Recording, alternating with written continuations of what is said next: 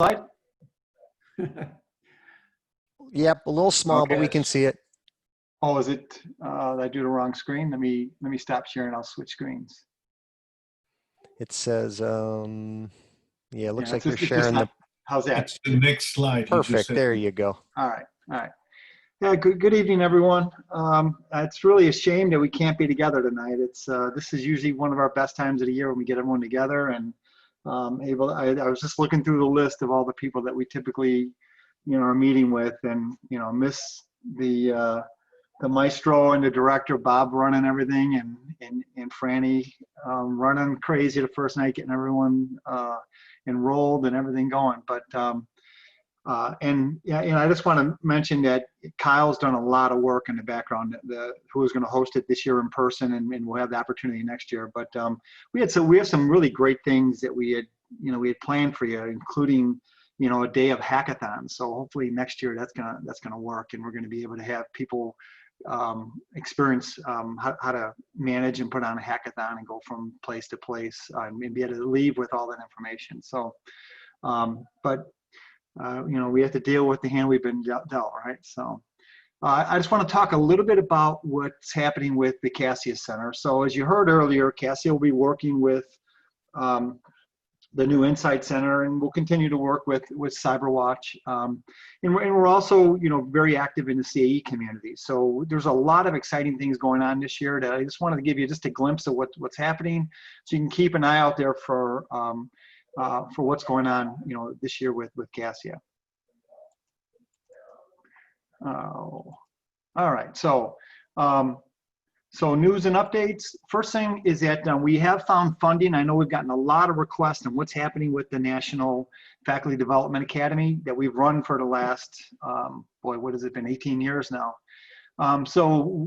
We did not have funding this year to continue a full schedule. So, but we are planning both through NSA funding and NSF funding to be able to bring back the National Faculty Development Academy next summer. So we'll do our needs assessment again this year. So we did do one last year.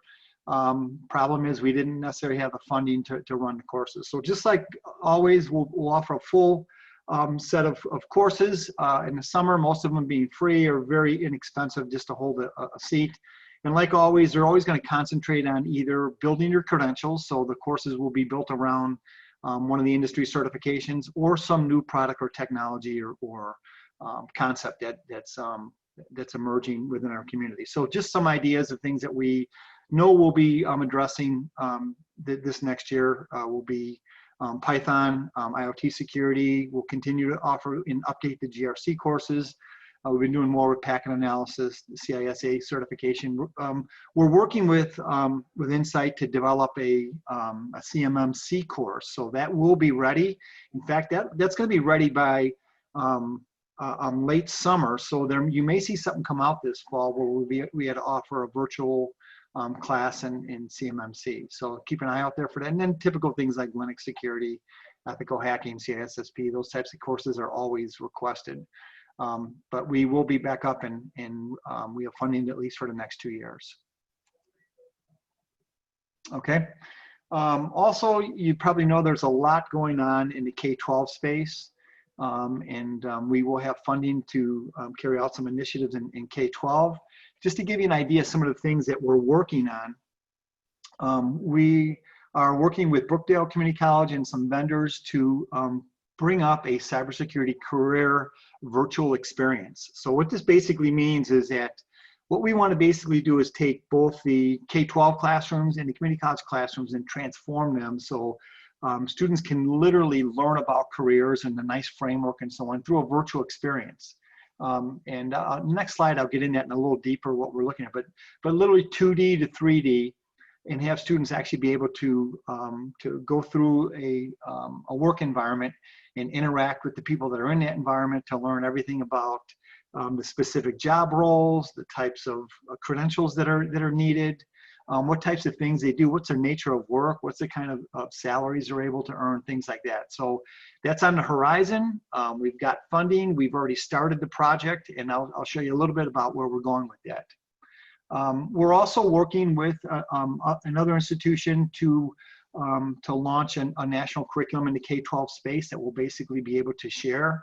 And the idea with it is that you can take this curriculum and share it with your high schools. It really aligns to the CAE KUs, but students could enroll in it, or you can just basically share it with your local high schools, and it'll be customizable, something that'll be out there free that people can customize.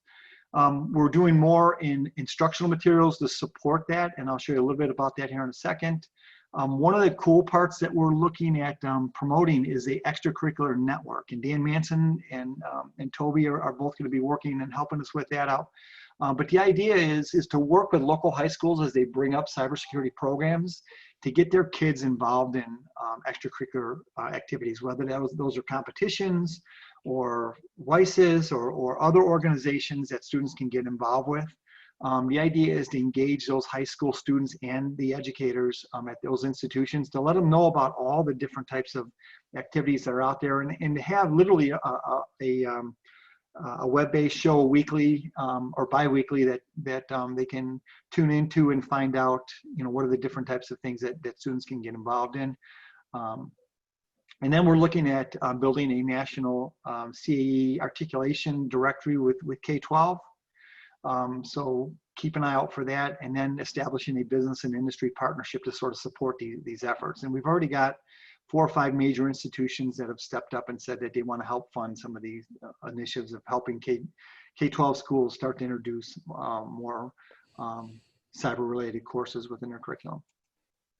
So this is the idea of the cyber career virtual experience. So this is sort of Mike and I's idea. Mike Kasani's out there as well. He may want to speak up with this, but the idea is in the green area here, you can see we've sort of got these different rooms that you can go through. So it's sort of like one of those navigation games, and we've already got sort of a prototype where we can literally have students move between rooms in a 3D environment, whether through elevators or stairways and so on. They get into a room and they'll be able to now learn about the 7 different categories in a nice framework. So this is a good way to expose your students to different types of careers that are associated with each one of those areas. And the idea is they're going to be able to go into a room and watch what the people in that room do as far as the type of work, ask questions. There'll be Easter eggs that are planted in there, so students will have a mission as they get into each room and be able to gather points. And it's almost like a game, but a very nice interactive way for students to learn about the different types of careers that are out there. So you can see it's going to vary, quite a bit. In the bottom corner, we'll have a room where they're going to literally walk into a SOC, and there's going to be people working on different incidents and events going on within the organization, and see what someone like an analyst or someone, a network security engineer would do within a SOC, and be able to answer questions, see what types of credentials they have, maybe go in their drawers and log into their systems to find different clues about the type of work that's there. And they'll have a mission of things that they're going to be looking for as they travel through the 3D environment. Then we might bring them into a NOC or a intelligence center. We may even go into a room where they're talking about purchases, product purchases, or merges of 2 different organizations and so on, and addressing the different vulnerabilities that are associated with each of those things. So it'll be a varied environment. Again, we're looking at like a 7-stage game. It should go anywhere from 8 to 16 hours. And the idea, we'd like this to be ultimately, if you wanted to, 3D, where they can have goggles and sit down at one of the monitors and they actually be able to look things up, but also to be able to interact with people that are in that room and to complete the challenge. All right, Mike, you want to say anything? I know I'm going through this pretty quickly. Well, it's sort of building on some of the work John and I have been doing in building some interactive content. And again, we're working with a really talented team of virtual reality developers, and they've already got the floor plan built out, and we're populating the rooms now and starting to build in these Easter eggs that John is describing. I think it's going to be really, a really neat experience. I'm hoping that we can demo it for nice K-12 in the fall, even though that'll be virtual. And again, the idea is to be able to take these kids in high school or even in your classrooms and be able to let them see what these environments look like and who works in them and things like that, and be able to ask questions, see the nature of work, things like that. So they're not just going through an assignment within your classroom, but they can really experience it. All right, so that's sort of an exciting thing that we're working on. We're also partnering with the Insight Center to build a curriculum and a set of tools for CMMC. So for you that aren't familiar with the Cybersecurity Maturity Model certification program, basically what's happening is the Department of Defense has announced this as a program for all vendors that work with the Department of Defense. And the idea is that our students need to sort of know about these things and understand the processes and be able to contribute to the process of an organization earning these certifications, whether in the role of an auditor or internal technicians or internal auditing. But the idea is that we'll have tools and things out there. So I mean, I can give you a feel for what they might look like. I just take a second here to, you know what? I better not jump into that one. We're a little tight on time, so I'm going to skip that. But that's the CMMC program. Keep an eye out. There'll be more about that. We've continued to work with Mike's team and producing interactive activities. So most of you have probably seen the e-mates that we've shown in the previous year. Well, there's a lot of new content out there that Mike may want to say something about also. But everything from access control models. We've done things with the Macumber Cube, risk management, backup and storage capabilities. But the idea was to try to hit each one of these different areas with activities that students can delve deeper in and try to master the skills and concepts that are associated with those skills. So if you've used e-mates in the past, you're really going to want to keep an eye out there what's coming out this fall for classes this fall. Mike, anything you want to say with that?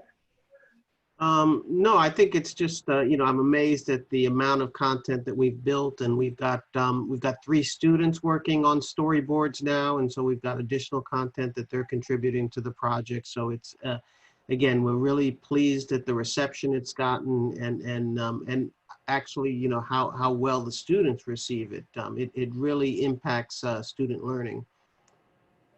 All right, and last thing is, we rolled out the GRC course last summer, and I know a lot of you attended, and we gave you labs and so on, and you probably know that some of those products have changed dramatically just in 1 year, right? So Security Onion is just one example.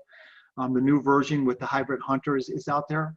So one of the things that we're going to work on this year is updating that tool, and in the process of doing that, we have just learned it is unbelievable the timing of this with some of the other things that we're working on. So there are literally modules in here that address those frameworks that we introduced last year.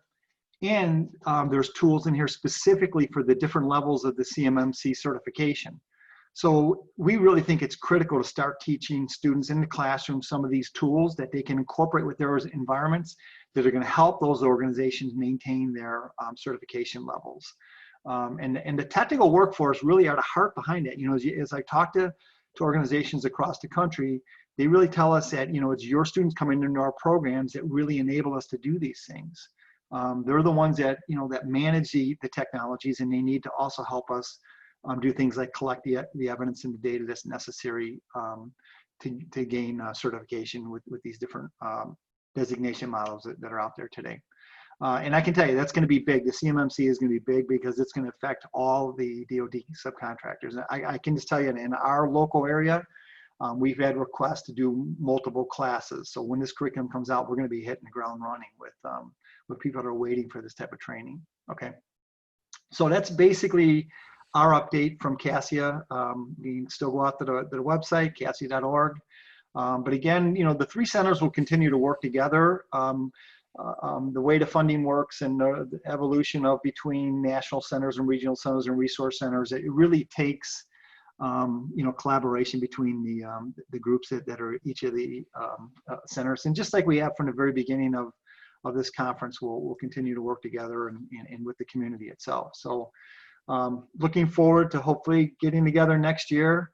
And again, I want to thank Kyle for all the work that they put into this year, and now hopefully we'll be able to pull off next year. But I think you're going to enjoy their facility. Great location, and they got some great things going on there in Ohio. So with that, I'll pass it back to Bob. Okay, well, thank you. Thanks. Bob, Thanks real very- quick. Yeah, go ahead. John, just a question for you that came through. Sorry to interrupt, Bob. Is there a link to a CSSIA newsletter that folks can get?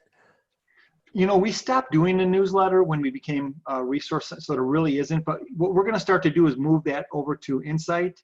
Most of these things that we're working on have we've partnered with Insight. So I would really look to their website for some of these new courses and things that are coming out. But also at these conferences, we'll be demonstrating these at each of the different conferences, K12 coming up, and then of course the NICE conference. Thanks, John. Okay, Bob, back to you, sir. Thank you. Well, all of you watching these presentations, you can see that there's all kinds of interesting things going on at Insight and at CSSIA and at National Cyberwatch Center and the new Cyberwatch Institute, from K12 education to the CMMC, to the faculty development and continuing help for CAE schools. You'd think that with all of that stuff going on, your plate is absolutely full. But let me tell you, when we get to Sinclair Community College, they're going to knock your socks off. So now there's a whole lot of additional things to put on the plate. And I'll ask Kyle, with that introduction, Kyle, you do take us away.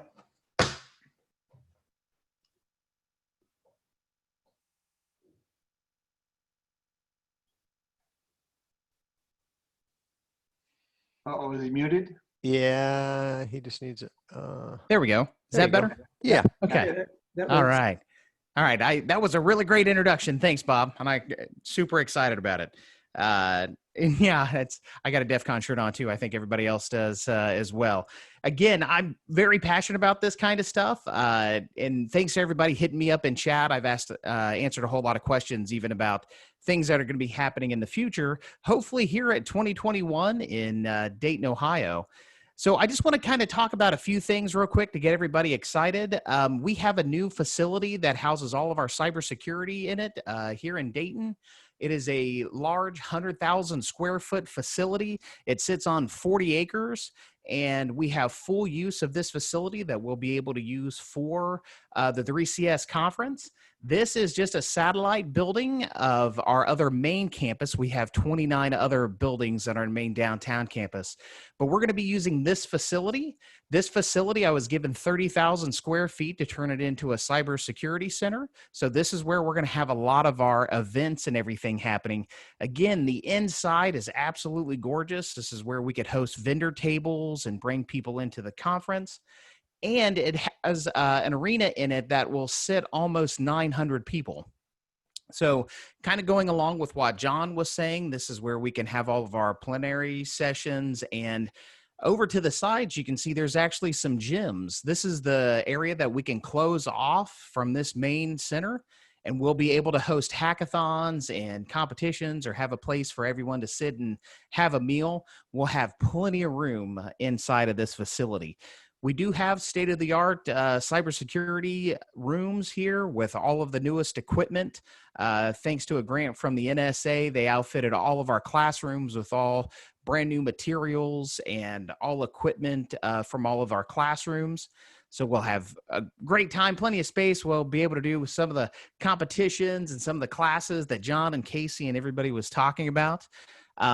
We're also going to partner with our automotive group at Sinclair. Sinclair has got one of the largest autonomous vehicle National Science Foundation projects.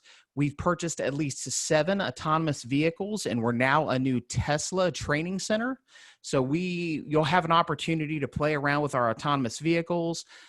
We have a hacking automotive enthusiast club in the Dayton, Cincinnati area that will be helping us run some automotive hacking sessions with us. Our automotive group will be there demonstrating all of our vehicles, from the Mercedes to the Cadillacs to the Hondas to the Tesla, for everybody to have experience, possibly driving, self-parking, doing the whole valet park and drive program. It's a lot of fun. I always scare our automotive director to pieces whenever he lets me play with one. So we'll have those opportunities as well. We also have the nation's largest UAS center.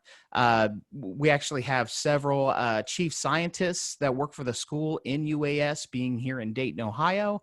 We have a large facility that is designed for nothing but UAS and drone simulation flying, including their own flying facilities. And Sinclair also owns an airport that we can actually fly some of these from our facility over at our airport. You can see that truck there. That truck is a mobile security operations center that they can fly our drones from anywhere in the country. We have several chief scientists at Sinclair that actually hold patents in drone and flight simulation, actually in reconnaissance and recovery. So that'll be a fun thing for us to review. And then in the evening, we have plans to go to Carillon Park, which is also in Dayton, Ohio. This will be a great place that we'll have an evening meal and maybe have an award ceremony or something there. They have a beautiful facility there. You'll be able to walk around the grounds. If we were hosting it this week, this is actually what it looks like in Ohio right now. So this is Carillon Park. If you guys are familiar with Dayton's history, we have Charles Kettering, who invented, the artificial heart. We have the Wright brothers. We have NCR. So even some of Alan Turning's original pieces were made at NCR, and they're actually housed in this facility.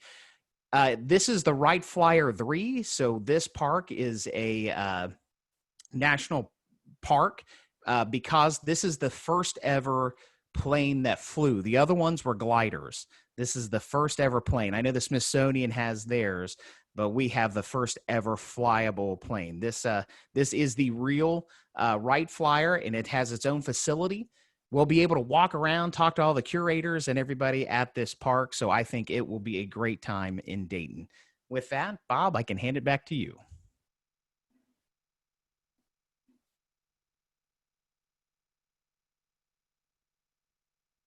Bob, you're muted.